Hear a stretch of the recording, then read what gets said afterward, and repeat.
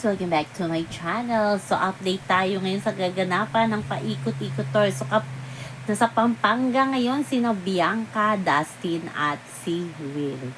At ang iba pang cast ng Love You So Bad.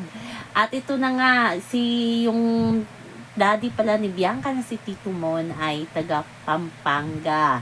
So, yung present na naman ngayon ay ang family ni Tito Mon sa father side ni Bianca. Yan. Yung video yan na nakita nyo is bago sila pumasok ng video ng mall. At ito na nga hinintay na Bianca, si Dustin, si Bianca kasama ng kanyang pamilya, yung mga pinsan niya at ang kanyang lola Zenny na lagi nagko-comment ng Dasbea. So, ayan na nga, nakita natin si Dustin na pumunta sa kanila, nagbeso-beso, nagbigay galang. At syempre, grabe talaga si Bianca, no? Kahit saan talaga, nakahawak talaga siya sa kay Dustin. Yung parang mawawala ba si Dustin? Lagi niyang alalayan itong si Dustin. Diba? Ang cute.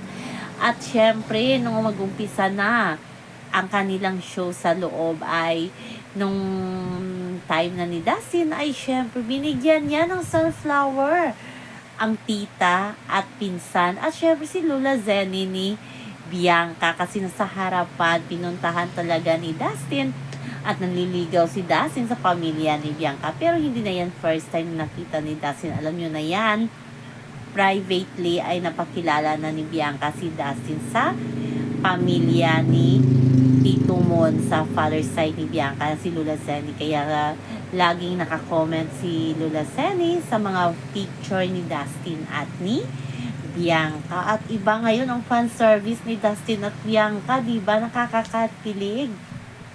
At lalo na may mga sariling mundo na naman ang dalawa, walang paki sa mga tao. Grabe, di pa confident na naman ang mga Dasbea fans. Walang patalo sa Wilka at Dasbea pagdating sa fan service.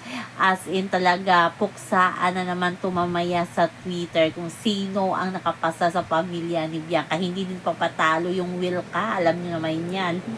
Pero sa mga lahat ng mall tour, ng paikot-ikot, so nanotice nyo ba na laging magkasamang dumating si Dustin at si Bianca at magkasama din na umaalis sa venue? So kayo na mismo dyan ang mag-isip-isip kung ano nga ba ang real score ni Dustin at ni Bianca. So na po guys ang ating update. Sa ngayon malapit na nating mapanood ang Love You So Bad. December 25 na yan sa lahat ng cinema. Bye-bye. Also remember, wag po tayong stress. Please like, share, and subscribe my channel para ma-update kayo sa bagong upload.